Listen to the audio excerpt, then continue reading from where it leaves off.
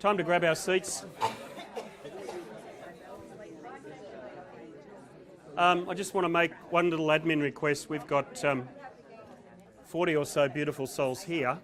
We've got another 160 spread around the globe. So we'd love some of you to post on the e-group about what you're experiencing and just share with our other guys to include them. And it'd be wonderful for them to hear from you. So if you get a chance, if you can get a wireless signal, feel free to just go to our other guys and let them know how we're doing and how much fun we're having. I'd like to greet you in the traditional greeting of my tribe. G'day. G'day. Thank you. Thank you. Please.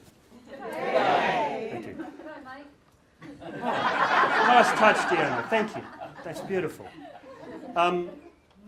Thank you for last night. That was just beautiful. They're just organising the subtitles for me so that you'll be able to understand what I'm saying this morning. So there'll just be a minute. How'd you sleep? Great. Yeah, exactly. Yeah. Exactly. You know, there's about, I think, at last count, about 300,000 bullfrogs in the pond. And last night they're talking to me and they're saying, "Wake up, pig! Wake up, pig! Wake up, pig!" The whole night. So I haven't slept well. It reminds me about a time when I had a client, and this whole accent thing. I don't talk about the accent. Many years ago, I did a past life when I came through the US, as I do on occasion. And I did a past life for a friend over here.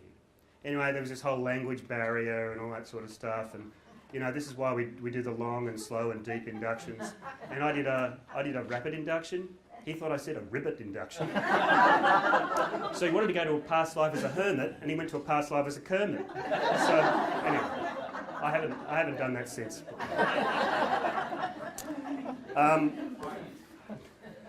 I've been rehearsing that all week, Paul, please. Let me talk a little bit about accents because I think it's part of the global aspects of our organisation and who we are. 2009, when we taught an LBL course in Holland, it was really interesting, and Paul, my old soul brother, as we call each other, he got up and he did the introductions as the lead instructor and introduced me as his soul brother. And of course, when you have a translation into another language, and it's not English isn't their first language, sometimes they take things very literally. So then we had the little gathering like we did last night with a bit of wine and cheese. And this Dutch therapist pulled me aside and looked me in the eye and said, "If Paul is your brother, why do you have different accents?" But something beautiful happened in that training as well that goes beyond accents, and I believe that it's energy that holds us together around the world. And we had an uneven number of students in that course. So what happens is one of the staff members normally lines up with somebody, or we get somebody in from outside. So what we did on this occasion, we had a businessman from India who'd come into the training, and I don't know what happened to him ever since, but he came for the training and had a deep personal experience. Didn't go on with it as a career because business was his first calling, I think. Anyway, he was the one that was left over. His first language was Hindi, and English was his second language. So what one of the other participants did, who was local to where we held the training, was they brought one of their clients in. And so their client drove, this is what happens in Europe, as a lot of you know. Countries are really close together. So this client drove down from Belgium into Holland, and I think her first language was Flemish. I think her second language was Dutch, and her third language was English. So we were together, and I was the TA. So we had this client on her third language, and we had this Indian guy on his second language. And of course, my first language is Australian and English is my second language. So we had the three of us there trying to make sense of all of this, and it was the worst intake I've ever experienced. And I'm trying to add value, and they're just looking at me and then looking back because they couldn't understand what I was saying. Anyway, so, what's going to happen here? So this Indian gentleman, he took this Belgium resident down into trance, and something happened. And we transcended the language. And there was something, and stay here when I do this, Meng, but there was this, we do the shoulder and we do this on the forehead, and it just transcended everything, and she had the most amazing session. It was just beautiful, and it was the energy that we all hold together. just wonderful. And that's what's brought us here. This is the energy of TNI. This is who we are. And it transcends boundaries of culture and geography and all of that. We are a global organisation. Our people work in 40 countries now. And whilst that might just be somebody does a couple of weeks here and a couple of weeks in that country, and some of our people travel, but ultimately we are a global organisation. Michael's work has gone worldwide because we've taken it there. Okay? Llewellyn have been instrumental in helping with that as well, because I read to you the list of where those books have been published now. It's absolutely fantastic. So this is who we are. I'd like to offer you a little bit more about who we are this morning as well. And I've got some slides, and bear with me as I've got a clicker here and I don't know how to use it, so bear with me. But there's 3 words here, okay? Legacy. It's Michael's legacy, but his legacy is our purpose. Okay, so there are some things that we need to do now that weren't possible before, because there are so many more of us now than what there were when this work started. And our numbers are growing. We're growing consistently and we're growing carefully because we're growing with quality. The afterlife belongs to everybody, but we have a way of accessing it that is very, very special, was honed originally through 7,000 cases, but that's now over 30,000, and that's because of us. Now, sitting in here, in this room, are many, many thousands. It doesn't matter whether you've done 6 or 600. Or 6,000. I don't think anyone's quite there yet. But ultimately, as we come together and we have conversations over this week, this is about the extension and the refreshing of the work. Joanne talked last night about how we want to give an open forum to what's coming through and where we take this next. This is our purpose for this week. So legacy is something that's very important for us. Responsibility. I'm not talking about anything as narrow as our responsibility to undertake the Newton method. I'm talking about our responsibility to humanity. We hold the keys to the doorway of the spiritual realm and we can help people get there. Our responsibility is to contribute to global consciousness in the most wonderful way we can. This is a planet that has too many shadows and not enough light. And we know where the light is. So it's for us to bring it. Our responsibility is to humanity, to our clients, and the ripple effect that goes to them. I wrote an email out on the e-group some years back, and I talked about if you do 1 LBL a week, you know, take a couple of weeks off for Christmas, but say you do 1 a week, that's 50 a year. Now I believe that that affects 10 people. Okay, the 10 people that are most in tune with that person's energy, they get the ripple effect of that. So you've had 500 people that you've affected that year. You times that by 100, okay? And then double that. Who's got math? Okay, so 100 times that, 100 times 500 is about 50,000, okay? And we're 200 people, so that's 100,000. There's 100,000 lives we touch every year, and that's without the books. It's 1 million. Oh, it's 1 million? Thanks, Billy. I told you. As a mathematician, I'm a great therapist. So, ultimately, what this does is this is the ripple effect of our work. And how far does this go beyond the 30,000 that we've done? 30 plus thousand. That's just the numbers we got back, wasn't it, Liam? And we know that there are more. Okay? So our responsibility is to humanity. And purpose. This is joint purpose. This is something that holds us together as the TNI family. This is about our contribution to a planet that needs us now more than ever. Global consciousness is shifting.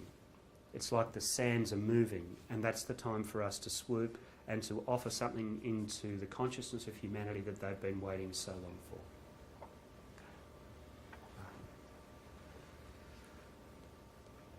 I'd like to talk about, oh great, it works, the power of our work. At the centre of that, you'll see the spirit of Michael Newton. Let me go on this side. Michael's spirit is still with us. So many stories we could tell you, and you're getting them as well. I've been hearing it from you since you arrived here. I think I said to Brendan in the corridor this morning, Michael's far more useful to the organisation now than what he was a few years ago, because he's just opening doors for us everywhere. We're going to hear a little bit about that later today. So the spirit of Michael is in us and is with us. because we are entangled with the energy of the organisation that bears his name. So his spirit is with us. And there are 4 things that we value as humans. But we extend all of them. There's been great philosophers. Okay? Philosophy is something that underpins humanity's consciousness because they are the great thinkers. Okay? So the great thinkers, the great philosophers have always contributed to humanity. But even philosophy is limited by the human intellect. Okay? Rather than great thinkers, we know what it's like to be great beers. So philosophy is a beautiful start, but it's no substitute for the experientials that we offer to people. We allow them to not just understand philosophy, but to live an experience that takes them into a whole new energy. So we transcend philosophy, and Michael was such a fan of philosophy. He studied all of it, as he did all of the religions. I have deep respect for the core of religions that echo the beautiful values of love, peace, compassion. That's how they all started. But as we know, over the years, as human beings, we take things on and it ends up in a bit of doctrine and there's other bits and pieces that happen. But in its purest sense, religion is like, again, it's a call to a greater consciousness. Just when we interpret it, we don't always get the energy right. You heard from Michael yesterday, and he told me this story as well, that he stood in chapel as a 15-year-old boy, and he felt into the institutionalised, indoctrinated religion that he was offered, with all of its purest intentions. But he felt, even as a 15-year-old schoolboy, there must be more. Every religion talks about an afterlife. I won't tell a joke about that. One comes to mind, but ultimately there wouldn't be that many heavens. We all go back to the same place. We heard that in Michael's words last night. So we transcend the doctrine of religion back to its purest form of love, peace and compassion, because that is the energy of the spiritual realm. This is where we take people. So we've transcended the human interpretation of religion back to perhaps what its core principles were originally. They probably came from there. We take people back to the energy that are articulated through the religions. Science. You know, science is great, but it has its own limitations. Some people call science the new religion. And science is something that... I wrote an article recently for a magazine called Nexus Magazine. The guy that edits that, he has a saying. He said, for every expert, there is an equal and opposite expert. and that's the world of science. You have peer review, you have challenge, etc. So who's right? Well, we all know about the observer effect. You have a hypothesis, and then you go out and you prove it. And that's your truth. Well, if you take the principles of the observer effect and that you're actually entangled in the experiment and you have the outcome that you most expect because you've created that, then science has some flaws. But we transcend science. Science as if you like, a discipline of the mind, we take people into their immortal mind, where science isn't as important. Again, we're back into the experience of it. And conditioning. Okay? Conditioning of our society. A couple of 100 years ago, we would have been burned at the stake by now, just on the first day. Yeah, absolutely. Yeah. Why do you think we like barbecues so much in Australia? I mean, conditioning is something... Carl Jung got it right with this, and I'm a bit of a Jung fan. And I think his greatest work... I went to a meeting of the Jungian Society in Melbourne recently. I was invited by a guy who heard about LBL. And Carl Jung's dream work is pretty much out-of-body experiences into the spiritual realm. Okay, there's some beautiful crossovers there. Carl Jung said something really important. He said that we can never really find out who we are until we release 2 types of conditioning. The first type is our familial conditioning. You know, what do we inherit even energetically from our parents and from our immediate family? And then the second type of conditioning is that of our society, that of our culture. Once we release both those types of conditioning, we find out who we really are. The greatest way to sidestep all of that and to move beyond your conditioning is to do an LBL. takes us out of this life and it takes us back to the pure core essence of who we are. Conditioning usually happens within a life. Unless you've got baggage you carry from lifetime to lifetime in those patterns that go for 30 lifetimes, and we've all had those as well. But ultimately, conditioning is something that permeates society. When we break that conditioning, we are free. It's not an illusion of freedom. It's real freedom. Because we realise that everything is an illusion, and that is our true home.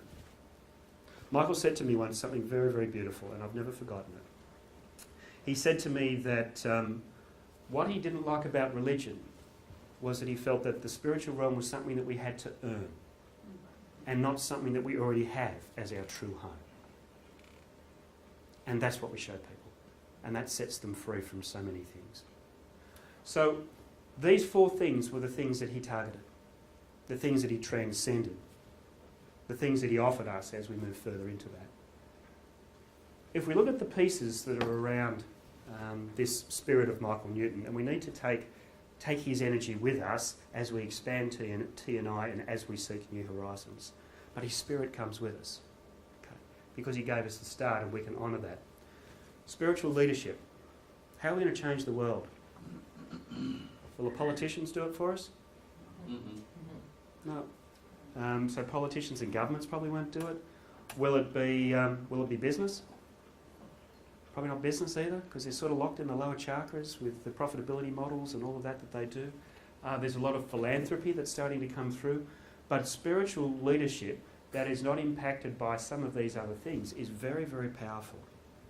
And what I love about the Dalai Lama, Michael cracked a Dalai Lama joke last night, what I love about the Dalai Lama is he doesn't teach about Buddhism. He teaches about life. He makes sense. Thich Nhat Hanh, the things that come out of his mouth as well. It's not about a religious indoctrination. It's about how to live your life in a way that raises the vibration of who you are.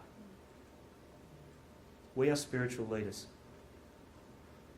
Our organisation is one of spiritual leadership because we transcend the things that hold people back. Leadership is not about a big office in a high-rise office building anymore. It's about a conversation with people on the phone. It's talking to somebody in a coffee shop. It's a gathering under a tree. That's what leadership is. Thought leadership. Okay? It's not about profitability models. It's not about organisations. It's not about governments who seek merely to be re-elected every few years. It's about something that transcends all of that and touches the hearts and minds of the people that we most want to help. That's what spiritual leadership is. And in that definition, we are all spiritual leaders. That's what Michael showed us, that we can change lives. In 4 hours, somebody will never be the same again. They will never have the fear of death. They'll know exactly where they're going. We have offered them peace at the time of their passing. I read from Savannah's letter to Michael back for his 80th birthday last night as a hospice chaplain. She sees this all the time. We release people from the greatest fear on the planet. How can that not be spiritual leadership? We do everything that religions can't do because we provide the experience and people need the experience. So spiritual leadership, I believe, is something that's very important for us and something that we do. Awakening of humanity through LBL. How do you change a planet? One soul at a time. When we first kicked off the board meeting years ago, I said something in the board meeting, and Paul, you may remember this. I said, how many LBL therapists do we need around the world to give everybody an LBL? Billy, do the math on that one, please. So ultimately, this is what we seek to awaken in people. This is the gift that we offer, that nobody will ever be the same again after they've met their own soul. Could there be a greater gift from one human being to another? And then we have the ripple effect of this. You've probably heard of the Maharishi effect. Okay. If you haven't, there was an exercise that's been conducted over the years about how some thousands of people can meditate in a major city and lower the crime rate, and it's tangible. Okay, those random number generator machines and how they measure some of the global consciousness impacts. This is out there now. We can ripple this out. They talk about the square root of 1%. In order for 7 billion people to transcend, the number required is 8,736 people. If 8,736 people transcend into enlightenment, then the rest of humanity can follow. Now we're getting people up into that range. So we don't need to do the 7 billion LBLs anymore.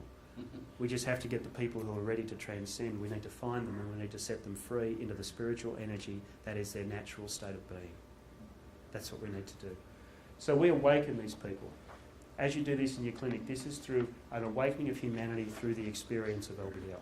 And we do these every day. I believe that with 200 of us in different time zones, and I can tell the time zones by the bags under your eyes right now, in all of these different time zones, okay, there is always someone in LBL. We always have somebody in the spiritual realm at any moment. Isn't that a beautiful concept? A wonderful thought? 200 of us doing this together. And there will be more of us. Ongoing research. Michael was passionate about research. Anne's going to talk about this afternoon, but this is the gold nugget of TNI, I believe.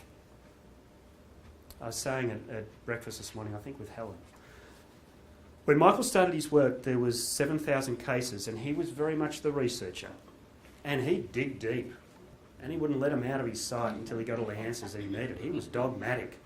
And we can thank him for that. The clients might have been a bit disconcerted at the time, but that gave us the power of what we do now. But then it swung the other way when we started to train people, over a decade ago now, well over a decade, in the early courses that were done. We moved into the personal experience, and now we're finding a halfway point as we're drifting back to research, and Michael was a champion of research with the setting up of Anne's portfolio and the projects that they have underway. Beautiful work is happening there. So I'll leave Anne to talk about that this afternoon. But this is something very powerful that we're really focusing on at the moment. Last night I coined this phrase, holding the flame of hope for humanity. We come from a different consciousness. We offer something that transcends where people might be stuck. And that doesn't have to happen through an LBL. That's the 10 people that it ripples to. Maybe it's 12, maybe it's 15 for each of them. Maybe it's the books. Maybe it's giving somebody the book that awakens them and starts them on a journey. When I was 10 years old, my mum had a near-death experience. Okay, she went in for an operation and she floated out of her body. And she had this experience where she went down a tunnel. She floated for a while on the roof of the operating theatre. And the doctor who was there, the anaesthetist, had given her too much of the anaesthetic, and that's what caused her to leave her body. He was old and he was incompetent. Okay? Perhaps he should have retired earlier. But it took my mum floated out of her body, and the doctor said some things to that anaesthetist, which I'm not going to repeat in this forum. But you can only imagine what he said. And there was all sorts of colourful language held. And my mother, a lady who spent many years teaching Sunday school and a Christian, even in her out-of-body state, was quite shocked. So she shot off down the tunnel and she met a beautiful wise being at the end. And he said to her, welcome. And she said, I must go back. My children need me. I was 10, my sisters were 12 and 13. The next day she woke up in the ward. And the anaesthetist came round and he sat on the edge of a bed and he wouldn't meet her eye and he's ticking off on his clipboard like they did back in the 70s. He's just ticking stuff off. Any nausea, Mrs. Smith? Any vomiting? Any headaches? And she's sitting there, and there's my mum. She's like 5'2" by about 5 foot, and she's this beautiful little ball of a woman. And she's sitting in the bed, and she says to this anaesthetist, I heard and saw everything. And this guy's sort of looking at her and she says, wasn't it terrible what the doctor said to you? His language was awful. And this guy was gone. But what that did for her was that proved through personal experience that heaven was her. She never told anyone about this experience until I gave her Journey of Souls for Christmas 10 years ago, and then she rang me crying on the phone. And thanked me for validating her experience that she'd never been able to share. Okay? LBL and NDE, I'll leave that conversation to Ian. Okay? Very, very powerful. So those experiences hold the flame of hope for humanity. It's the books. It's what Llewellyn are doing with all of the countries that this is going into now. Okay, so just that book can change a life. We get those emails all the time. This book was fantastic, they say. And I want to offer to you that we are the custodians of the Newton method. Afterlife belongs to everybody. It's our true home. but we have a way to access it that was honed over 7,000 cases and been modified ever since. And we set you into your clinical practice to find ways to do it in your own unique and beautiful way. But we have that tried and tested true method that really works. Not only are we the custodians of the Newton method, we are the custodians of the evolution of the Newton method. So part of this week is about what's working for you in your practices. Where are the gold nuggets that you want to share with the rest of the group here? What have you found? Because we are the Michael Newton researchers now. We're out there mixing it with the clients. So what are the pieces that we're finding that are really, really working for us? So we are custodians of the evolution of this method also. TNI, the organisation. We are a strong family. You've got to have an organisational structure. We're a not-for-profit, we've got to lodge our taxes, we've got to do all that sort of stuff. We have great responsibilities in the business world now. The next slide I want to share with you is a little bit about what that looks like. But we are an organisation that needs to prosper and grow and continue. So we have a structure behind us. Okay. That's a busy slide. So let me walk through a little bit about what this is about. There's our Judith at the middle, head office. There she is, head office up the back there.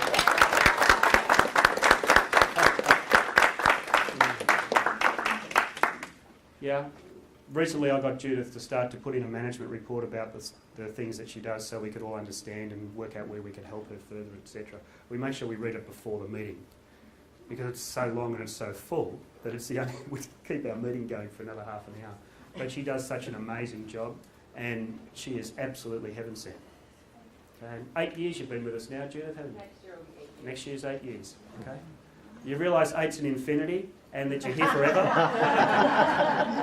Oh, I meant to tell you that earlier. So this is what we do. And as you'll recall, about 15 months ago now, we put an advisory council in place to get us through a transition into a new structure. And we're talking about that new structure this week. We're bouncing ideas and thoughts around. So these are all the people that you hear, that you've met or will meet, spend some time with, talk to them. If we look at Anne's team, and of course Joanne and Marilyn and Karen are part of that research team as well, what we find in TNI is volunteerism is holographic. So you volunteer in one place, you end up in a couple of others as well. So Anne is going to talk about this bubble here, which I've just called Little Book. Okay, you might have heard some announcements about that in the past, but we'll refresh that for you today. We've got the whole research team. We have a research review committee. We haven't really engaged a lot of them, but Anne put something beautiful in place that we had a consultative team that we could go to for the protection of human subjects when we do our research. Okay, so we've got that waiting. Jerry has a lot of business background. You will remember that Jerry did an analysis of our organisation. He's a professor and a PhD and all these other things to do with finance. Fancy guy like that turning up in your organisation. So he's currently working on our financial reporting. Okay, and he's going to come back with more on that so we can really track the numbers to make sure we are sustainable for future generations. Part of our responsibility is to make sure that we continue for hundreds of years to help to serve humanity.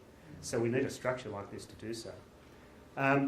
Joanne and of course her team that you've all met as well, and see the World Conference bubble is bigger than all the other ones. That's because we had to fit all of you into the bubble. And also the size and magnitude of the effort that's gone in to make this happen.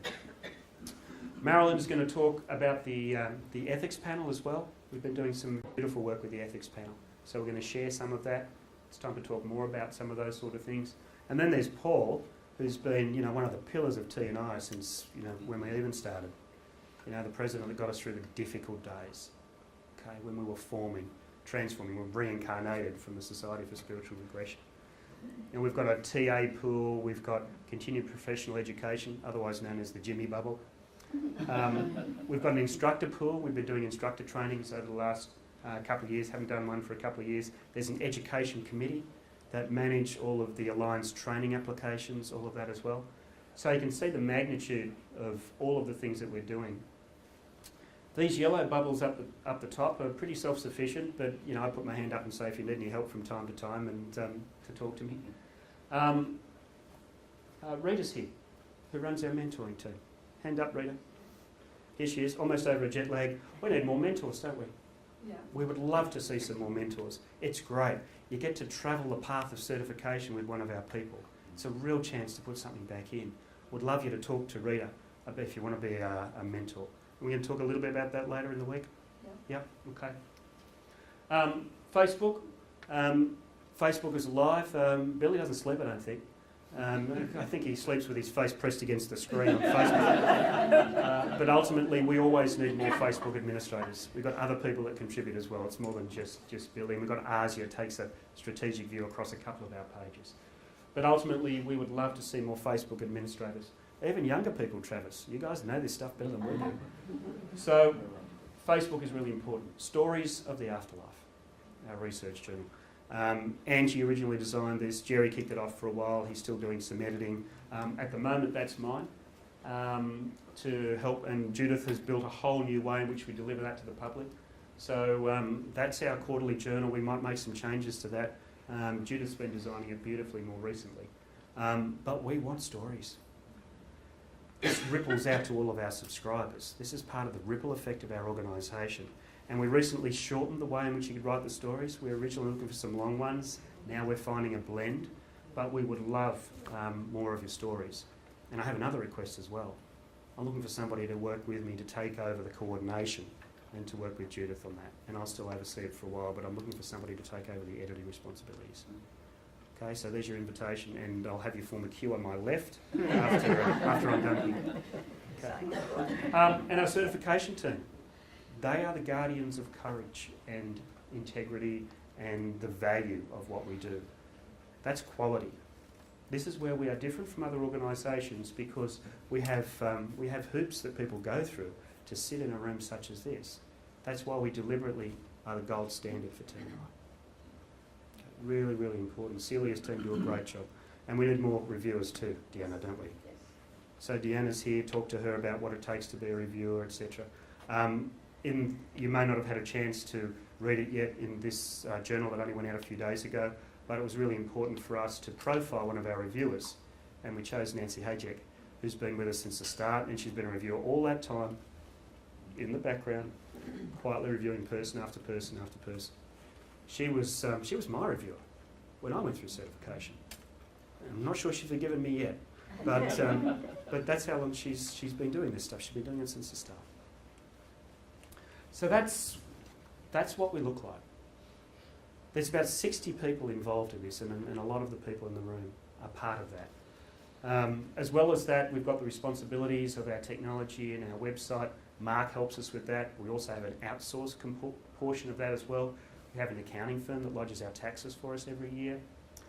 We've done some trademarking over the years. You may or may not know that Life Between Lives is trademarked here in the US, but also in 28 countries in Europe. Okay, as Life Between Lives, because that's who we are and what we do. Epic Design is our creative talent. We work with Emily, and she does some work with us from time to time, including the beautiful logo that we've got for this conference.